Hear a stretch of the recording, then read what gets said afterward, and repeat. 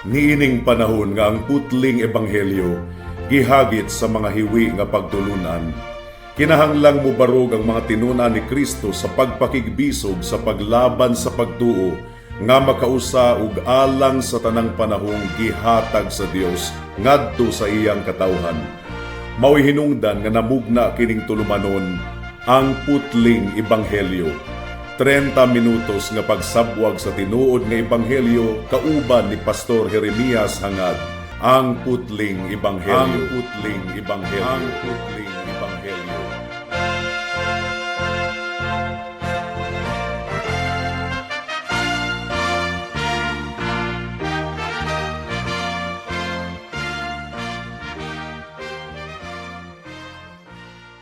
Special greetings sa tanang mga regular nga tigpaminawan sa atong panagsibya dinhi sa kahanginan ug espesyal usab nga pagpanimbaya sa akong 97 years old nga lolo nga si Lolo Isabelo Lauri Sr.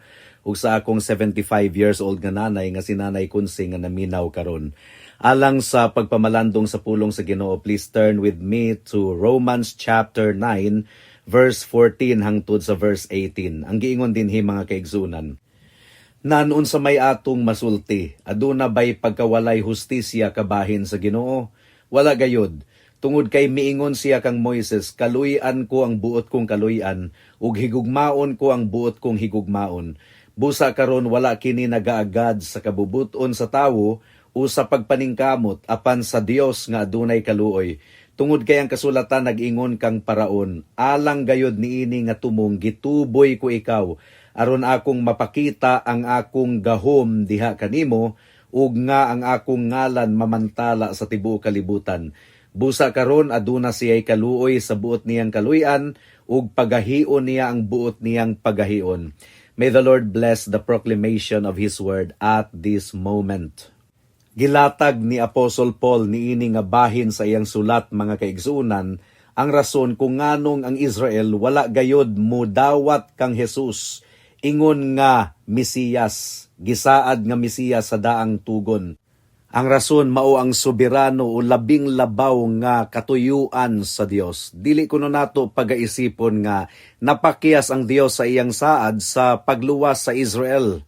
Gihisgutan ni Pablo ang kamatuoran nga jutay ra gayod gikan sa Israel ang midawat kang Kristo ingon nga manluluwas. Ug dili kini ikakurat gumikan kay kung atong i-review ang kasaysayan sa Israel, ingon ini man gayod ang pagpanglihok sa Ginoo ni ana nga nasod. Dili gayod tumong sa Ginoo nga luwason ang tanang natural nga kaliwat ni Abraham, tanan 100%. Gumikan kay ang Dios nagsaad nga pipila lamang gayod ang maluwas ug maapil sa gidaghanon sa mga katawhan sa Ginoo. Samara nga gipili sa Dios si Isaac aron iyang panalanginan, so ang Ginoo sab mipili sa pipila ka mga Hudiyo nga nagtuo ug nagsalig sa atong Ginoong Hesukristo ingon nga ilang manluluwas. Ang kaluwasan mga kaigsuonan trabaho kini pagpamuhat kini sa grasya sa Ginoo ug iya kining gihatag sa mga tawo nga iyang gipili alang sa kaluwasan. Ang pagkahimugso ni Jacob ug ni Esau nagpamatuod niini nga punto mga kaigsuonan. Natawo sila nga kaluha apan imbis nga si Esau nga kamagwangan mao ang makadawat sa panalangin sa Dios, gipili sa Ginoo si Jacob nga mahimong makadawat sa iyang panalangin sa kaluwasan, grasya sa kaluwasan. Gihigugma sa Ginoo si Jacob sa libre gayod nga pamaagi ug kinatibuk-an gayod apan iyang gidumtan si Esau. Karon gitataw ni Pablo nga wala sa duha ka mga kaluha ang hinungdan nganong gipili sa Ginoo ang usa ug iyang gidumtan ang usa. Ang rason nga gihatag ni Pablo mao lamang gayod ang soberano o labing labaw nga katuyuan ug grasya sa Ginoo.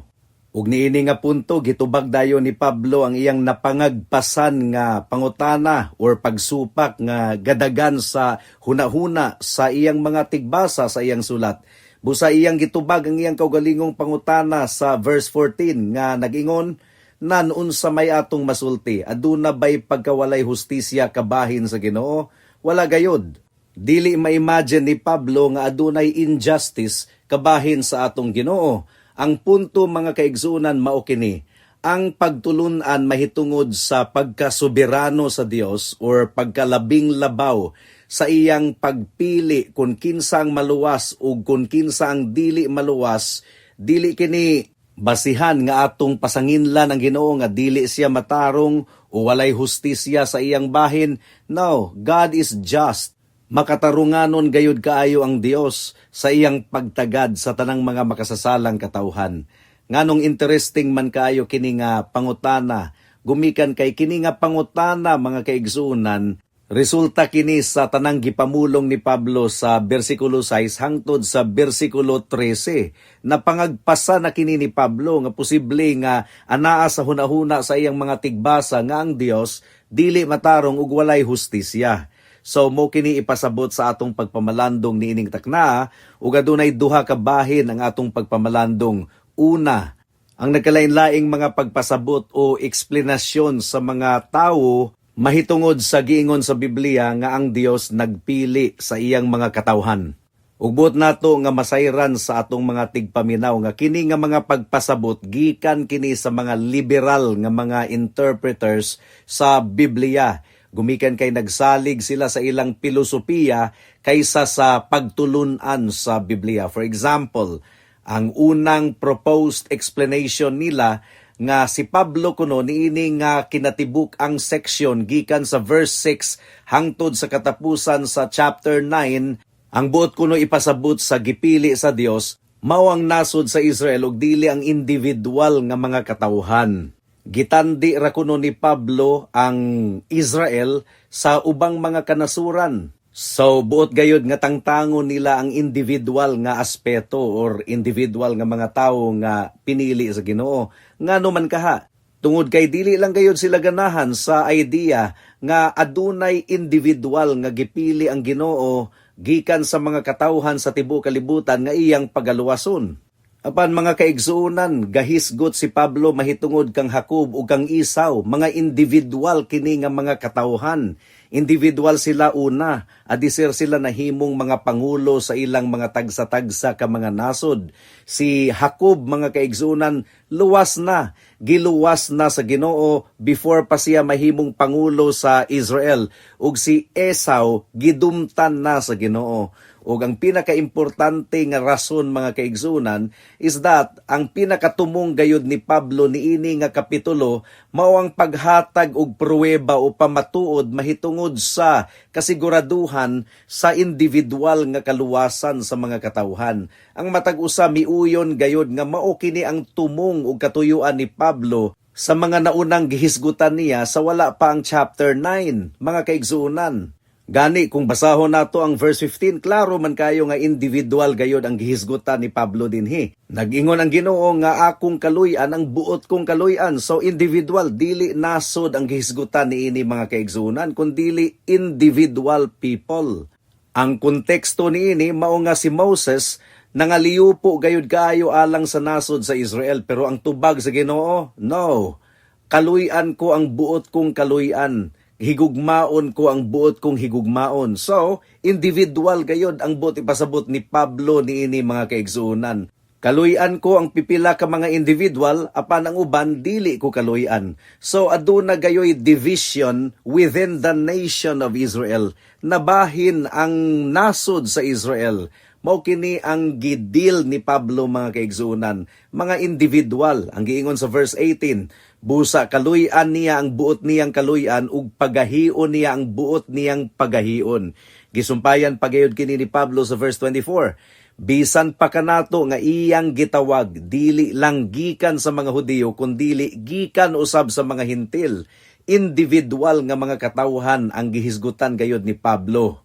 Ang ikaduha nga explanation nga nahuna-hunaan sa mga tao aron lang gayod likayan ang konsepto nga gipili sa Ginoo ang individual nga mga katawhan alang sa kaluwasan, mao nga pagpili kuno kini sa Ginoo sa posisyon ug privilege nga nadawat sa Israel isip nasod sa Ginoo. Well, ang tanang argumento batok sa unang explanation ma-apply man nato dinhi mga kaigsunan. Plus, ang giingon ni Pablo sa Romans chapter 10 verse 13, kay ang matag-usa nga mutawag sa ngalan sa Ginoo maluwas. Matag-usa. So individual gayod ang gihisgutan ni Pablo mga kaigsuonan, gipili sa Ginoo ang individual nga mga katawhan nga iyang pagaluwason samtang ang uban gipasagdahan niya nga magkinabuhi diha sa kasalanan hangtod sa ilang kalaglagan sa walay katapusang silot didto sa impyerno. Ang ikatulo nga sulay sa mga katawhan aron i-explain kining lisod kaayo nga statement ni Pablo is that gilabanan ra kuno niya ang doktrina sa justification by faith. Bali gitandi ni Pablo ang justification by faith versus justification by works. For example, si Jacobus Arminius mo kini ang iyang pagpasabot niini nga passage. Ang iyang giingon, gipadayag sa Dios dinhi ang iyang plano. Kini nga plano mao ang paghatag sa iyang kaluoy ngadto kanila nga adunay pagtuo kaniya sa dihang mitawag siya ug kanila nga misalig kang Kristo dili ngadto kanila nga nagtinguha sa kaluwasan pinaagi sa mga buhat. Ang nagsunod nga bersikulo gikan sa bersikulo 14 pataas nagpakita nga nakahukom ang Dios sa paghatag sa iyang kaluoy, sa iyang kaugalingong pamaagi ug sa iyang kaugalingong plano.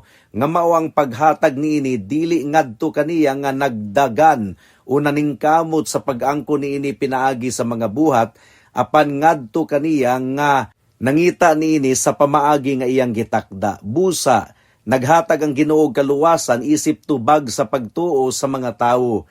Gidipinsahan lang ni Pablo ang Dios, ginamit ang pamaagi sa paghimong matarong pinaagi sa pagtuo ngadto kanila nga pakitaan niya sa iyang kaluoy. Mao kini ang attempt ni Jacobus Arminius aron lamang gayud tangtangon ang tataw kayo nga pagtulunan sa Biblia nga gipili sa Ginoo ng daan ang iyang mga pagaluwason nga mga katawhan. So unsaon man nato kini pagtubag, si Pablo mga kaigsuonan wala na siya naghisgot mahitungod sa justification by faith. Humana na kini niyang gipasabot sa chapter 8. Ang gihisgutan ni Pablo niini nga bahin mga kaigsuonan mao ang mga katawhan nga gipakamatarong na sa Ginoo pinaagi sa pagtuo, which is dako kaayo kini nga pangutana.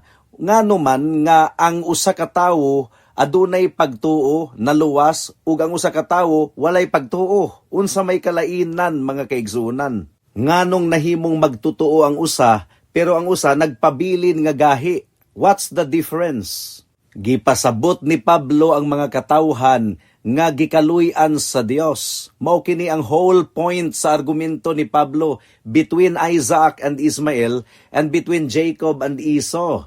Kang Isaac ug kang Ismael ang gipili sa Ginoo si Isaac, pero si Ismael nagpabilin nga dili magtutuo. Kang Jacob ug kang Esau ang gipili sa Ginoo si Jacob, pero si Esau nagpabilin nga gahi dili magtutuo. So nganong nahimong magtutuo si Isaac ug si Jacob apan si Ismael ug si Esau nagpabilin nga dili magtutuo, nagpabilin nga gahi? Ug nganong dili man tanang mga katawhan dinhi sa kalibutan nahimong magtutuo? Mao kini ang pinakapunto mga kaigsuonan. Ug ang pinaka-explanation niini is that giablihan sa Ginoo ang kasing-kasing sa iyang mga piniling katawhan apan ang mga wala niya gipili alang sa kaluwasan gipasagdahan niya nga magpabilin nga gahi. Ikaupat nga explanation nga gisulayan sa paghatag sa mga dili gayon modawat sa pagtulunan sa Ginoo mao nga ang gihisgutan kuno ni Pablo mao ang gitawag og foreknowledge. Nakita na kuno sa Ginoo kung kinsa ang mga mutuog musalig kaniya. Mao nga iyang gipili sila. Kay nahibaw-an naman kunong daan sa Ginoo kung kinsa sa mga katawhan sa umaabot ang musalig kaniya, mao nga gipili kuno sa Ginoo kining mga tawhana. Nakita na kuno niyang daan nga dili gyud kuno musalig kaniya si Ismael, mao nga wala niya pilia si Ismael, si Isaac ang gipili. Nakita na kuno sa Ginoong daan nga si Esau musalikway sa Ginoo, busa wala niya pilia si Esau, ang iyang gipili si Jacob. Kung insakto pa kini nga explanation mga kaigsuonan, wala na untay musupak. Pero nganong doon na may misupak gihapon, gumikan kay dili gayud kini ang buot ipasabot ni Pablo. Ang buot ipasabot gayud ni Pablo is that ang Ginoo nagpili ng daan sa iyang kabubuton, kaugalingon nga kabubuton, iya nang gipiling daan ang iyang pagaluwason. Ug ang rason sa iyang pagpili wala kini nagaagad sa iyang mga katawhan nga gipili gumikan kay makasasala man silang tanan, kundili nagaagad kini sa iyang labing labaw nga grasya mga kaigsuonan. So walay bisag usa sa upat nga explanations ang makalusot mga kaigsuonan kay sipyat gayud kayo unsa man ang tinuod nga explanation. Ang tinuod nga explanation mao kini. Sukad pa kaniadto ang pagtagad sa Ginoo sa iyang mga katawhan nagabase lamang gayud sa iyang grasya, sa iyang labing labaw nga grasya. Wala gayud kini nagaagad sa merito sa tawo, kundili nagaagad lamang gayud kini sa iyang desisyon, sa iyang labing labaw nga tumong ug katuyuan. Kung paminawon nato ang verse 15, tataw gayud kaayong giingon dinhi tungod kay miingon siya kang Moises, kaluy-an ko ang buot kong kaluy-an ug higugmaon ko ang buot kong higugmaon. So ang Ginoo maluluyon sa pipila ka mga makasasala, apan dili siya maluluyon sa tanang mga katawhan nga magdangat kanila ngadto sa kaluwasan. Unsa man dae ang kaluoy mga kaigsuonan? Ang kaluoy kun ato kining hatagan og kahulugan, dili kini takos alang sa mga gikaluy-an sa Ginoo. Mugani nga gikaluy-an sila kay dili sila takos sa bisag unsang grasya nga ilang madawat. Naluoy ang Ginoo kanila, gikaluy-an sila sa Ginoo. Tanang mga katawhan takos nga pagasilutan, apan gipili sa Ginoo nga iyang hatagan og kaluoy ang pipila ka mga katawhan, samtang ang uban iyang pahamtangan sa iyang hustisya. Mao kini ang klaro kayo nga gitudlo sa Biblia mga kaigsuonan. Obligado ba gayud ang Ginoo nga muhatag og kaluoy sa mga katawhan? Ang tubag dili. Takos ang tanang mga katawhan nga pagasilutan. Ug kung gipili sa Ginoo nga puuhon ang tanang mga katawhan, wala gayud maluwas bisag usa, gumikan sa ilang pagkamakasasala, ang Dios nagpabiling matarong. Pero nganong do na may maluwas? Tungod kay ang Ginoo maluluyon. Pero tungod kay ang Ginoo hustisya usab, ang uban iyang gipasagdahan nga mapahamtangan sa iyang hustisya. Mao nga nagpabiling matarong ang Ginoo sa pagsilot sa bagang mga katawhan nga nagdumili kaniya ug makatarunganon gihapon ang Ginoo sa iyang pagpakita og kaluoy sa mga katawhan nga iyang pinili. Ang giingon sa verse 16, busa karon wala kini nagaagad sa kabubuton sa tawo o sa pagpaningkamot apan sa Dios nga adunay kaluoy. Ang atong kaluwasan dili gayud pinaagi sa atong buhat, kundili pinaagi lamang gayud sa grasya ug kaluoy sa Ginoo mga kaigsuonan. Sa tinuod lang, tanang mga tawo nakatilaw man sa kaluoy sa Ginoo. Ang Ginoo nagahatag og hangin, nagahatag og pagkaon, nagahatag og adlaw, mga bisti, tanan nga mga gikinahanglan sa tanang mga katawhan. So iyang gikaluy-an ang mga katawhan. Pero adunay espesyal nga kaluoy sa Ginoo alang lamang gayod sa iyang mga piniling katawhan. Kaluoy kini ngadto sa kaluwasan.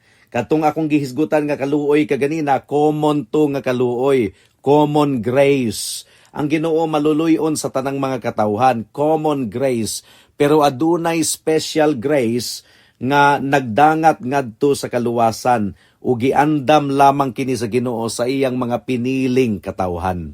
So ang insakto nga pangutana mga kaigsunan, dili ang pangutana nga nganong dili man tanan maluwas, kundili nganong aduna may naluwas. Nakuha nato mga kaigsunan, nganong aduna may naluwas, nga tanan man unta takos pagasilutan, tanan man unta takos nga pagahukman, nganong duna may naluwas. Ang tubag, gumikan kay ang Ginoo maluluyon. Apan ang tanan ba iyang gipili nga hatagan sa iyang kaluoy ngadto sa kaluwasan? Ang tubag dili. Maluoy ang Ginoo sa buot niyang kaluy-an ug pagahion niya ang buot niyang pagahion. Usbon ko, adunay general nga kaluoy ang Ginoo sa tanang mga katawhan, common grace, common mercy. Apan ang espesyal nga kaluoy nga magdangat og kaluwasan gihatag sa Ginoo sa iyang mga piniling katawhan lamang.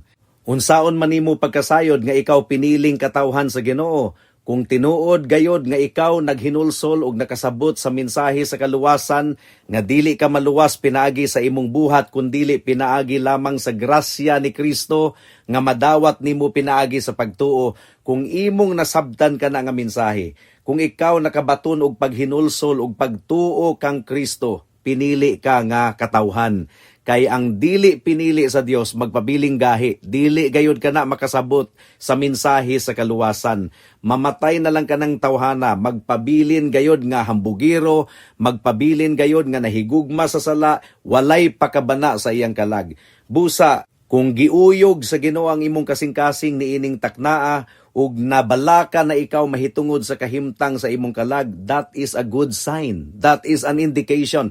Basin og ang grasya sa Ginoo nagpanglihok na sa imong kasing-kasing. Kay ang tawo nga dili pinili magpabiling tig-a ang iyang kasing-kasing. Ang giingon ni Pedro sa 1 Peter chapter 2 verse 7. Kaniadto dili kamo mga katawhan apan karon mga katawhan na kamo sa Ginoo. Kaniadto wala kamo makadawat sa kaluoy apan karon nakadawat na kamo sa kaluoy. So you see, ang kaluoy mga kaigsuunan regalo nga dili nato mapalit, dili nato mabayaran kundili ato lamang nga pagadawaton nga libre gikan sa Ginoo. Ang kaluwasan sa mga makasasala from start to finish pinaagi lamang gayud sa grasya. Pagpangliho kini sa Ginoo mga kaigsunan.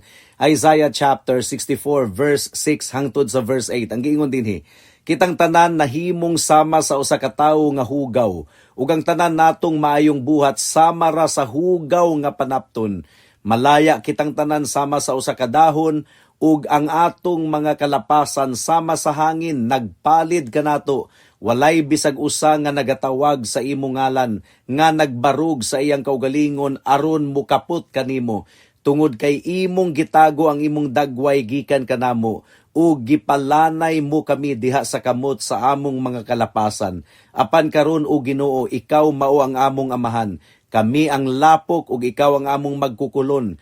Kaming tanan mga buhat sa imong mga kamot. So, ang tinuod gayud nga luwas nga gipili sa Ginoo mga kaigsunan, nakita gayud niya nga wala siya'y nahot, dili siya makaluwas sa iyang kaugalingon, makasasala siya, hugaw kaayo siya. Ang iyang pagkamatarong hugaw nga panapton lamang atubangan sa Ginoo, o gumikan kay nasabtan niya nga si Kristo lamang gayud ang bugtong Dios ug manluluwas.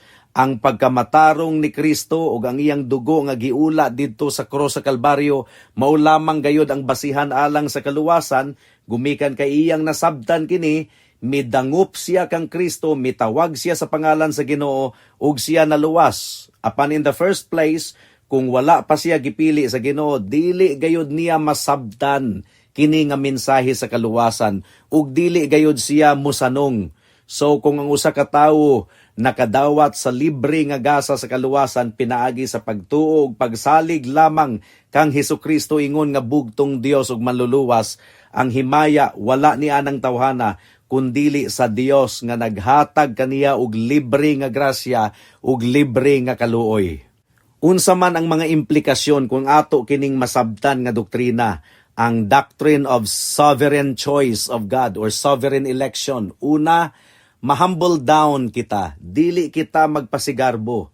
Ang kaluwasan nato, grasya lamang gayod. Dili kini resulta sa atong pagkamaayo, dili kini resulta gumikan kay buutan kita og nangita kita sa Dios. Walay tawo nga nangita sa Dios, wala bisag usa. Gikabot lamang sa Ginoo ang iyang mga piniling katawhan, pinaagi sa iyang kaluoy, pinaagi sa iyang gahom. Ug ikaduha nga leksyon, magpuno kini sa atong kasing-kasing og kalipay, gumikan kay ang Dios wala siya mapalpak sa iyang misyon sa pagluwas. Ang mga pinili niyang katawhan, gipaulaan niya sa iyang dugo didto sa krus sa Kalbaryo, ug sila dili magpabilin nga gahi, moabot gayud ang takna nga hikapon sila sa Ginoo ug mosanong sila sa panawagan sa ebanghelyo. Mupod kini hinungdan nganong nadasig kita kanunay sa pagwali dinhi sa kahanginan, kay nasayod kita nga ang pulong sa Ginoo dili gayud mahimong sayang. Ang mga piniling katawhan sa Ginoo makabuot gayud, maabot gayud niini nga pulong nga gipangwali dinhi sa kahanginan. Trabaho kini sa Ginoo, dili kini gahom sa pastor nga nagwali, kundili gahom lamang gayud kini sa Ginoo mga kaigsunan. Ug ikatulo nga leksyon, dapat kining magpuno sa atong kasing-kasing sa dako kayong utang nga kabubuton.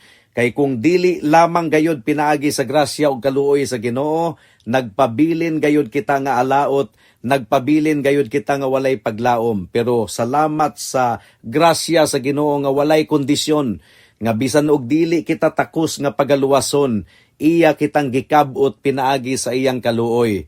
And it should fill us with great comfort. Gumikan kay sa atong Kristohanon nga kinabuhi, daghan paghihapong mga temptasyon nga atong ginaatubang kada adlaw, nahulog gihapon kita sa kasalanan, apan ang assurance nato is this: ang mga piniling katawhan sa Ginoo, iya gayud nga tipigan hangtod sa iyang pagbalik. Unsaon man kita pagtipig sa Ginoo, pinaagi sa pagdisiplina niya kanato every time nga kita mahulog sa kasalanan. Pinaagi sa iyang paglikay usab kanato gikan sa mga dautan. Ang Ginoo matinud-anon nga mopreserbar gayod sa iyang mga piniling katawhan.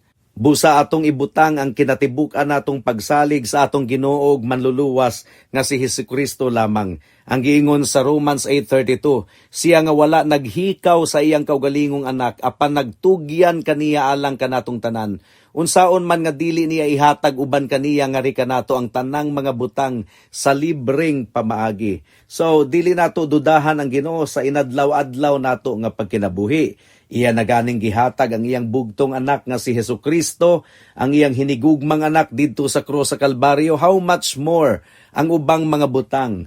Busa, ang tinuod nga Kristohanon mututok lamang gayod sa daganan, mututok lamang gayod sa atong Ginoong Hesukristo. Ug sa mga higala nato nga wala pa makaangkon sa libreng gasa sa kaluwasan, ayaw na paglangan-langan. Paghinulsol sa imong sala, ug dangop kang Kristo karon dayon, kay basin ug maulahin na ang tanan. Salig kang Kristo lamang, ingon nga imong bugtong Dios ug maluluwas, ug ikaw maluwas. Amen.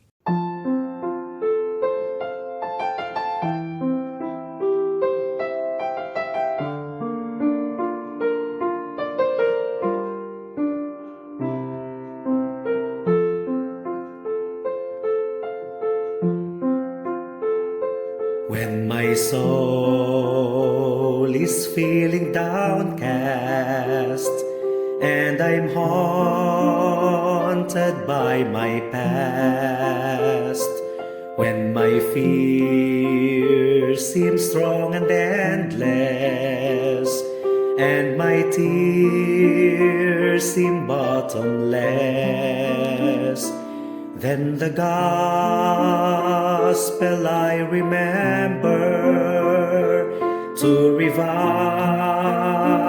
my troubled heart, and I see my blessed Savior and the glories of His love.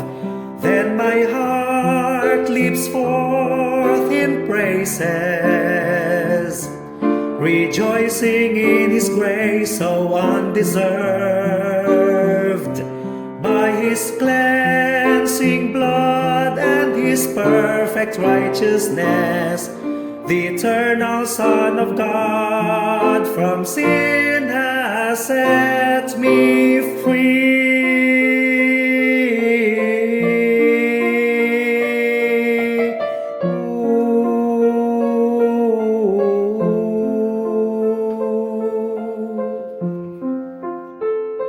When the road is rough and bumpy, and His providence is dark, when my mind is tired and weary, and I seem to miss the mark, then I fix my mind on Jesus as I meditate His word, and I see His loving kindness and the wisdom of His ways. Then my heart leaps forth in praises, rejoicing in His grace so undeserved. By His cleansing blood and His perfect righteousness, the eternal Son of God, from sin has set me free. Set me free.